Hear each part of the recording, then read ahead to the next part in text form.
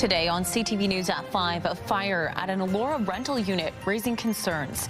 The safety message around smoke alarms and latest on this investigation.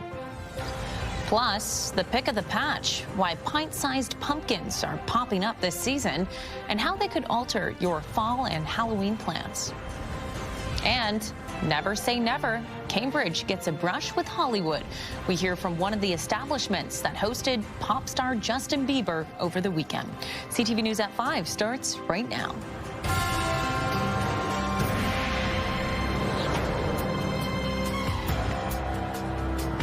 Good afternoon, everyone. Thanks for being here with us. We begin with a scary scene in Elora over the weekend after fire broke out at a downtown building. No one was hurt, but fire officials say people inside were put at risk because one of the smoke alarms had been disabled. It has a tenant left wondering why firefighters didn't get him out. CTV's Krista Simpson is here with more on this for us tonight. Krista. Leanne, the fire department says flames broke out on a lower level unit that was an Airbnb short-term rental around 1 in the morning Saturday. But a tenant on the upper floor says he was inside until about 1:30 in the morning when his dog woke him up, and he wonders why no one came to alert him sooner. Centre Wellington's Fire's deputy chief says their first priority was to put out the fire and make sure it didn't spread, and then go to the units to alert the people inside, starting with the ones closest to the unit where the fire broke out. They say the tenants self-evacuated before they got to that unit. They're also saying that all of the smoke alarms in the building were working except for one because it had been disabled by a tenant, and they say that put people at risk. But Trevor Wedgwood says 30 minutes is a long time to not have someone knock on your door when there's a fire. I'm lucky I got out. Let's not be hyperbolic about it. It was pretty damn scary, and I'm here, so I'm lucky. So with the number of units that's here, with the suppression and the search closest to the fire, that was our initial response. We did search all the units after that, and in between us getting to that unit, that person had self-evacuated. Fire officials are using this case as an example as to why you should never tamper with smoke alarms and always make sure they are in working condition. We'll have more on this tonight at 6. Leanne. Okay, Krista, thanks for that. CTV's Krista Simpson reporting live this hour. A 29-year-old woman has been charged with second-degree murder after a man was found dead inside a Kitchener apartment yesterday. Let's go to CTV's Tony Grace for an update on this and some other stories we're following today. Tony, good afternoon. Good afternoon, Leanne. Yes, police releasing some new details about this investigation today. They say the man who was killed was 70 years old. It's believed the two knew each other, but we don't really know many details about their relationship. The victim was found dead with what police describe as significant injuries in an apartment at Cameron and Bieber yesterday morning. Neighbors tell us they were shocked to hear of a homicide investigation unfolding, and police are still appealing for tips in this case. We just want to remind members of the public that we have a dedicated team assigned to this investigation. One individual has been taken into custody, and again, we're reminding anyone who has information, anyone who has seen anything, witnessed anything, to please contact our investigators so they can follow up with you. We'll have the latest details on this coming up at 6. And also tonight, pushback against a proposed multi-use pathway through Kitchener's Rockway Gardens. The local horticultural society says the city should reroute before uprooting a stretch of the community space. The group claims the preferred path will harm the area's landscape and stonework, reduce parking, and create safety hazards. The team at Garden Kitchener is trying to advocate for a different route that still brings people in and around and through Rockway Gardens, just without causing damage to the parts of our landscape that have historical significance or are really important to the community. At 6, CTV's Alexander Hollick will hear what the city has to say about this project. Those stories and more coming up at 6 o'clock. We'll see you then. For now, Leanne, it's back over to you. Sounds good. Tony, thanks very much. And Alex is here as we turn our attention to the forecast. My goodness, it is like the middle of summer out there in the middle of September. I know, and in the final week and stretch of summer, we're going to welcome fall next Monday. So we still have several days left of this official summer weather, but usually, you know, especially start of September, we still notice that warm air sticking around a little bit. So I'm sure many not complaining, especially, yes, it is pretty nice. And for us today, though, really nice to see some nice nice clear conditions. When we look at our satellite and radar map, not too much activity, not even too many clouds out there this hour, and it's quite warm, 26 degrees. That was our expected daytime high. We did hit that around 2 o'clock or so this afternoon. 27 if you're in London, 23 in Goderich, so slightly cooler by the water there, but beautiful, beautiful conditions. Again, if you like to enjoy the summer-like weather. And as we take a live look from Rockway Gardens in Kitchener this hour, definitely feeling like summer there tonight. Hey, that's a beautiful spot to spend the evening, especially with this weather. Yeah, not too bad. All right, we will take a quick break and tell you what you need to know. Take Back the Night returns to Waterloo Region this Thursday. Make your voice heard in the call to end gender-based violence from 6 until 9 p.m. The march begins at the Gaukel Block in downtown Kitchener. Stay with us. Download the CTV News app and stay on top of local stories as they unfold. We go to a dramatic scene unfolding. Customize your feed and watch live wherever you are. ctvkitchener.ca, your home for news. Pint-sized pumpkins are popping up in different parts of the country. The weather is largely to blame. Karen Good of Good Family Pumpkins says their larger Halloween-type pumpkins have had a bit of a spook because of the dry and hot conditions. About 71% of Canada was classified as abnormally dry or moderate to extreme aridity, according to the Canadian Drought Monitor. But the Waterloo farm hasn't had it as bad as others. I get people here saying, yeah, my friend has a farm up wherever, up north, and they don't have any pumpkins. It's a total crop failure. And that's like maybe an hour or two from here. At 6, CTV's Spencer Turcotte brings us more on the struggles and what it can mean for your fall plans.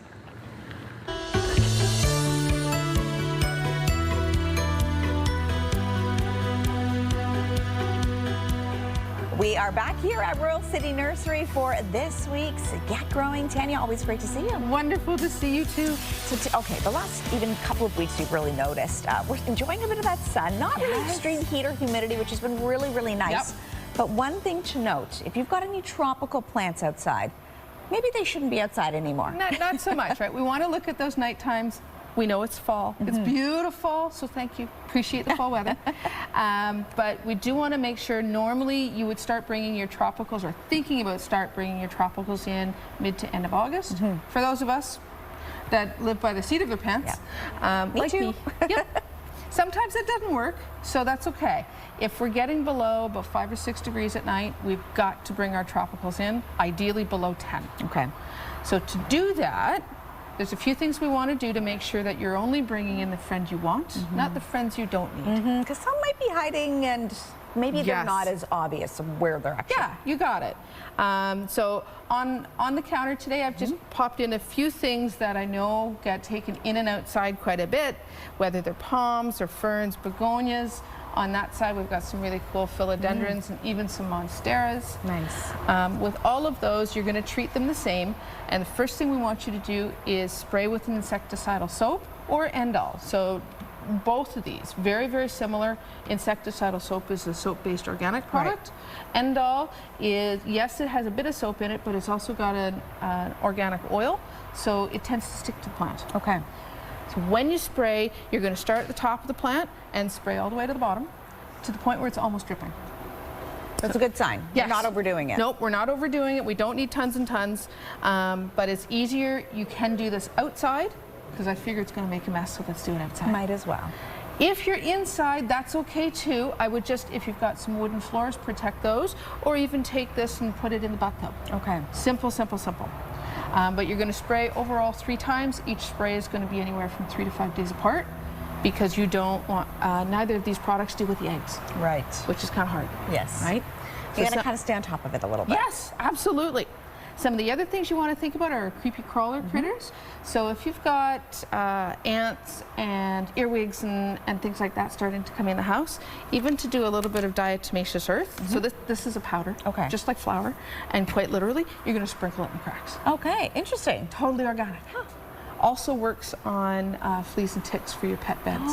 So we keep that in our back pocket for January. Okay. That is good to know. Didn't know that. Now, a couple things we got to keep in mind when we bring them in, especially if it's not our house. If this is mom's house or worse yet, grandma's house, we need to make sure our pots have got saucers. Right. All right. Outside, we don't want saucers. Inside, we do. So whether your pot's got an attached saucer or you need to pick up another saucer, either one. But inside, your watering's also going to change too. Outside, beautiful, warm, lots of sun. Inside, light's different. So what might be a, say, partly sunny experience outside that gets full, say, full afternoon sun, by the time you get indoors, you might actually be in as sunny a spot as you can. Right? Okay. So lights change. Indoors, light is just less. Perfect. That also means that our plants are going to grow less, which means we're watering less. Right. Not the same as if they're outside thriving. Nope. So inside, and we've talked about this with our planters, we're going to stuff our finger in the soil to the first knuckle, and we're going to water it when it's ready. We need to let the plant tell us that, not our heads. You're going to take any tip away over the last, what, season? Yeah, something like that. That one. I've taken that one away. Yes, we need you, and it's okay, right? We're human. We want to love our plants, and sometimes the best thing we can do is just, love them from a distance. From a distance. Okay. As always. Now, some of the other things to keep in mind, and I know everybody wants to fertilize. Yes. I pulled out a houseplant fertilizer. Okay. We are not fertilizing our houseplants in the wintertime. Big no-no. No. So the awesome part is we're not doing this. Put it away. Yep, we're going to bring it back. It was here as a prop. It was here as the don't do this. The visual. Yes, so we're not doing that. And then the other thing you got to watch for indoors, sometimes if we're over-loving our plants, well, we're watering a little bit all the time. Yep. Please don't do that. Use the finger trick. Yep. So in a couple months, we may see some fungus gnats, which are those little dudes that fly around the sink. So even to do something like these, so these are our sticky strips. It's a sticky stick that you put in the plant that you can use to figure out if you've got insects or not. Okay. And then you use that to identify what the insects are. All right. Right? So super, super simple. We want to get all the friends in the house that are supposed to be in the house, but we got to keep the friends out of the house that are not supposed to be in the house. Yeah, and especially as, to your point, when it gets a little bit cooler, we start noticing a few more bugs we maybe don't want. There's a few more friends that we just are not welcome. No. All right, as always, great tips. Tanya, thank you so much for your time. We'll see you soon. Enjoy this final stretch of summer weather. If you enjoy paddleboarding, you can head out on the lake with Sept Guelph Wednesday night. This is the second last paddle of the season. It's happening at Guelph Lake from 6 until 8 p.m. Stay with us. We'll be right back.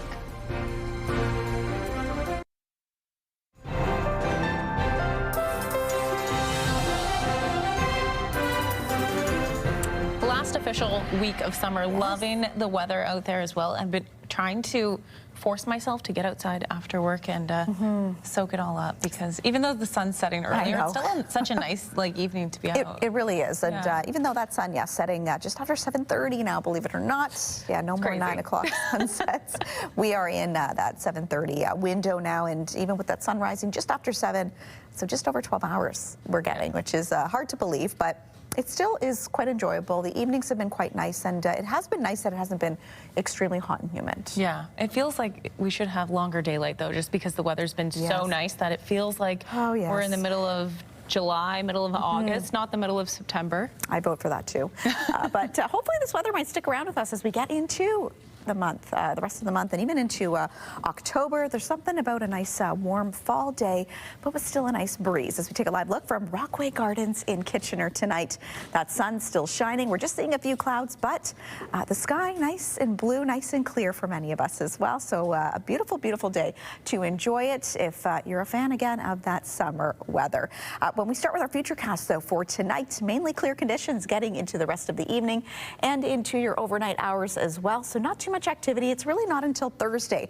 This is potentially when we could see some more of that cloud cover start to move in, and then take a look at some potential for scattered shower activity for us here in Waterloo region. We're seeing about a 30% chance of showers at this point. So going to keep a closer eye on that and see if that does shift at all. But even a little bit further north of us, if you're going to be in the Wyerton area, Barrie, Orillia, or even further southwest, Sarnia and London potentially could see a little bit of wet weather for your Thursday as well. So temperature-wise, 25 degrees. We were just at 26 a few moments ago, which was our high for the day that we set around 2 o'clock or so this afternoon. So we are dipping down just a little bit. 23 in Hamilton, 27 it is in London. And I do want to compare with the Humidex. So yes, we're not feeling any extreme humidity, but we're definitely noticing that it is a little bit warmer. So for example, here in KW, it's feeling more like 27. Feels more like 26 in Toronto, and 30 it's feeling like in London. So definitely feels like that summer weather is going to be sticking around. So if we did hit our daytime high, like we said, 26 today, which is above seasonal for this time of year. Normal for this time is around 20 degrees or so. 34, that was our record that we set, our daytime high in 1939 on this day. And we dipped below zero overnight on this day back in 2007. And like we noticed, the sun now rising just a couple of minutes after 7 o'clock and setting just after 7:30 now. So overnight tonight, 7 degrees. That is our expected overnight low. Clear conditions, but some fog patches are expected to develop as we get into those overnight hours. So after midnight, and then sticking with us early tomorrow morning, but it should dissipate by later morning or so. 27 tomorrow. That is our daytime high, with the Humidex feeling more like 29, but mainly clear. That sunshine expected to stick with us again. And here's a look at your first at 5 forecast. Sunny sky for your Wednesday, like we noted. And then again, the 30% chance of showers at this point is what we're seeing in terms of your Thursday. So some slight chance in terms of that scattered shower activity with a high of 26. And then take a look at that. By Saturday, we could only hit a daytime high of 18 degrees.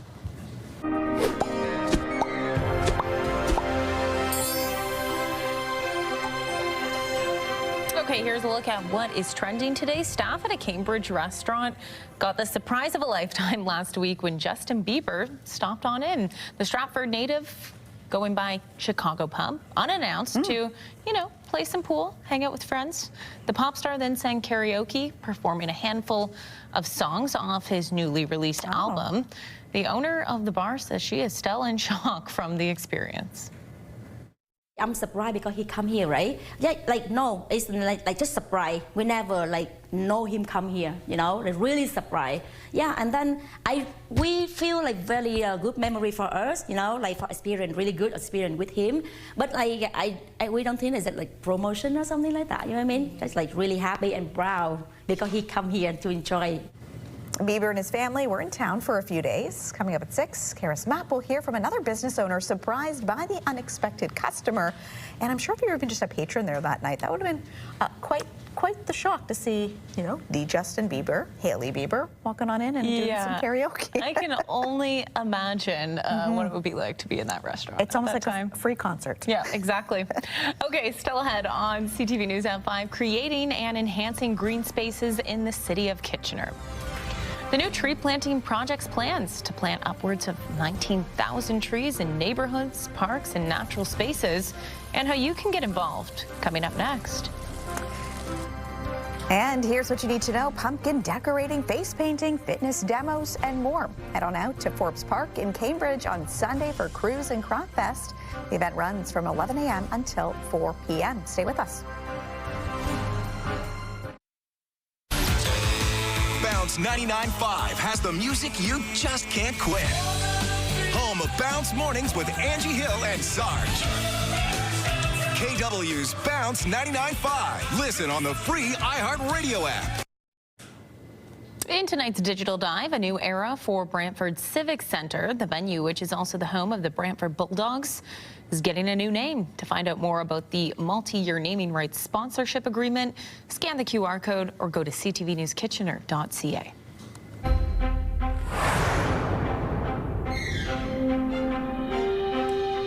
Canadian children's author Robert Munsch has been approved for medical assistance in dying. A profile in the New York Times revealing that Munsch applied for MAID not long after being diagnosed with dementia.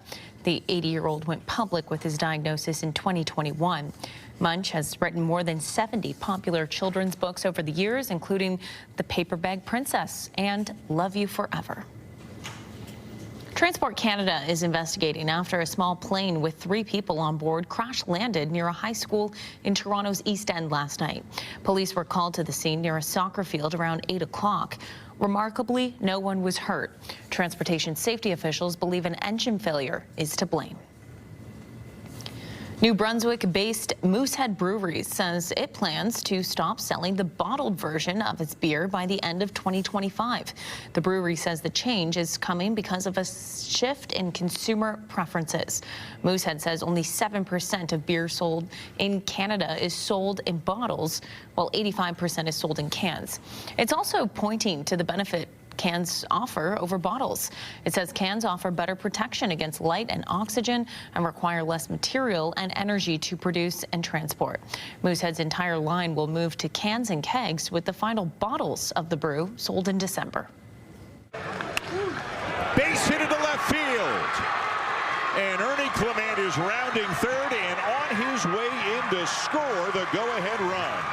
The red-hot Toronto Blue Jays are looking for their 6th straight win tonight after yet another come-from-behind win in Tampa last night, beating the Rays 2-1 in 11 innings. With the win, the Jays now have a 5-game lead over the New York Yankees atop the AL East. The Jays will look for another win tonight with Jose Berrios on the mound. And finally for us, a new tree planting project's kickoff was celebrated at a Kitchener park today. 20 large trees were planted at Mauser Park. It's the first part of a new initiative, Growing Kitchener's Urban Canopy Project, that will eventually see 19,000 trees planted across the city.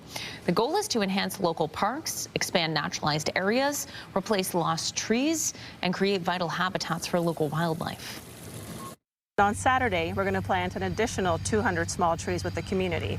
That's going to be an event run through Sustainable Waterloo Region and their community program events that they run for tree planting. All the tools, equipment you need for tree planting, along with refreshments and porta potties, will be provided. So the neighborhood and the whole community is invited to attend. They can sign up online to be a part of the event at kitchener.ca/trees and just clicking on the tree planting button there. Officials say they hope the community will come out and take part in the new project and help make the city of Kitchener more green. So again, you can sign up online there to take part in the tree planting project happening on Saturday at Mauser Park. All right, we will leave it there. We'll be back at the top of the hour. Tony Grace will have your next local news at 6. For now, over to CTV National. Have a good night.